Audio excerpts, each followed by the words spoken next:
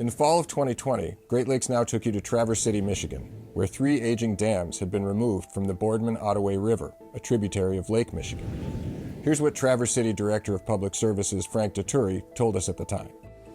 There is no greater ecological bang for your buck than removing a dam, because what it does to the ecological environmental systems by segmenting a river system, keeping populations apart, warming the water on the backside of the dam, stopping the movement of nutrients both directions up and downstream.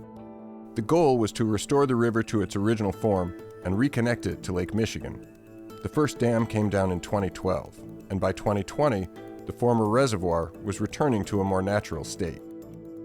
Once you remove the dam, you have all this organic material, organic soils with a seed bed that's been sitting there for 100 years or so, and then you add sunlight to it, that energy and the organic materials in the sand, it's like this ecological explosion that you're seeing. It's absolutely amazing.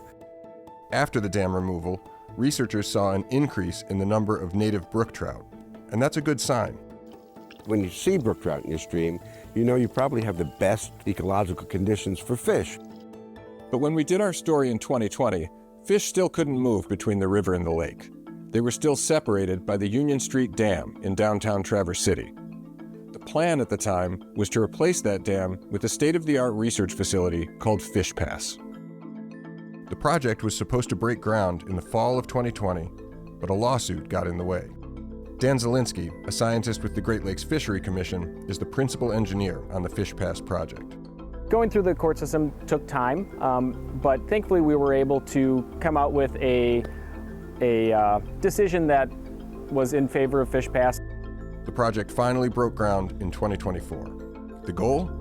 Create a barrier that allows some fish upstream, but keeps other fish out of the river. Brett Fessel, a research biologist with the Grand Traverse Band of Ottawa and Chippewa Indians, has been working on the Fish Pass project since its inception nearly 20 years ago.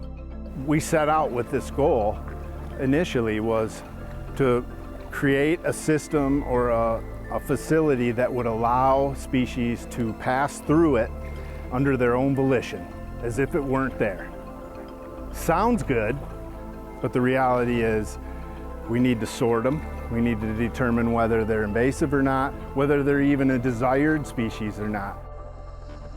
The Fish Pass engineers had to figure out how to sort fish in a river, and to do that, they looked to another industry that sorts through a different kind of stream: recycling.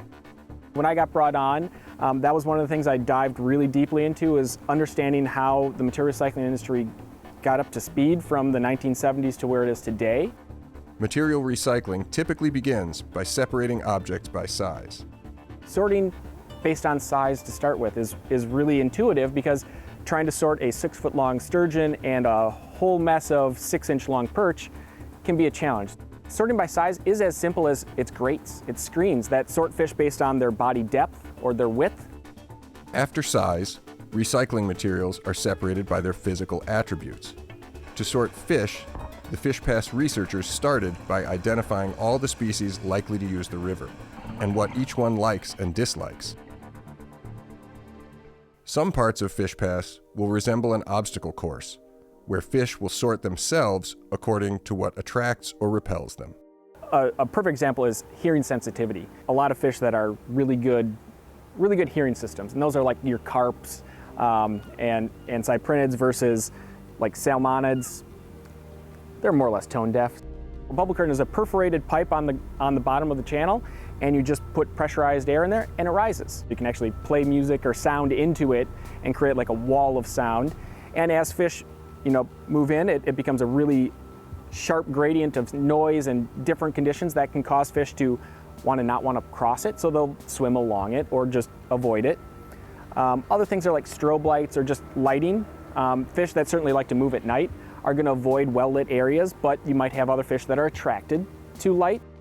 Invasive sea lamprey aren't the strongest swimmers, so one way to keep them from moving upstream is to speed up the water flowing downstream. That works even better if you keep them from using their sucker-like mouths to attach to surfaces, something lamprey do to help them fight against strong currents. You could place grids along the surface in one of those channels that prevent sea lamprey from attaching, because one of the ways that they're able to swim up high speed flow is they attach to the surface, release, swim forward, attach, rest. And if they can't attach, they can't swim those high speeds, so other fish that have no problem swimming at that speed can move through, and a sea lamprey wouldn't. Image recognition technology will also be used to identify species as they move through the fish channels. Technologies like image recognition, that is pretty much a camera taking a video or a photo of a fish and being able to use computer learning to identify, well, yes, this is a desirable fish, this is undesirable, or we don't know. And that can just trigger a door opening or a gate sliding that allows that continual passage, or closing it in a trap.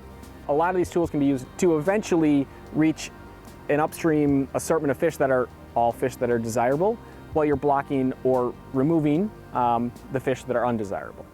And that raises an important question. What makes a fish desirable or undesirable?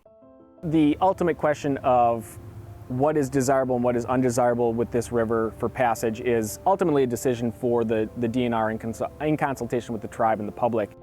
As a partner on the Fish Pass project, the Grand Traverse Band of Ottawa and Chippewa Indians was particularly concerned that native species got a free pass. As far as what species the tribe would really support bringing back, all species native to the Great Lakes Basin would be supported for passage. Lake sturgeon, whitefish, lake trout, white sucker, long-nosed sucker. These communities of fish, they don't operate independent from each other. So in order to sort of restart an intact system, if you can, as much as possible, bring community in, the better the chance. Jason Slade, Vice President for Strategic Initiatives at Northwestern Michigan College in Traverse City, works with scientists from around the world, and many are already lining up to participate with Fish Pass. There's not many places that you can go in the whole Great Lakes Basin and analyze the fish that are native to our region and also the invasive species that we're trying to keep out. With Fish Pass, we're able to take that technology and hopefully develop it and share it. The goal would be to develop specific solutions that then can be applied throughout the entire basin or really throughout the U.S. By midsummer of 2025, the project reached a major milestone when water began to flow over the new spillway. That was a really special moment because the water was no longer being diverted underneath a culvert that was disappearing underground. It was daylit, and essentially it will never go underground again at this site. Now, with the dam gone, you can see it, you can feel it, you can smell it, and be there and experience the river in its original native form. The underlying goal of the Boardman-Ottaway Restoration Project has always been not just another river restoration project, but a restoration of community. And what we've meant by that, and still hold true to it, is that relationship of people with the river. We all benefit from healthy rivers, reconnected rivers. And so the underpinning reason for the tribe becoming involved is to essentially try and undo some of the wrongs that have been done to rivers in the region and in the Anishinaabe homelands.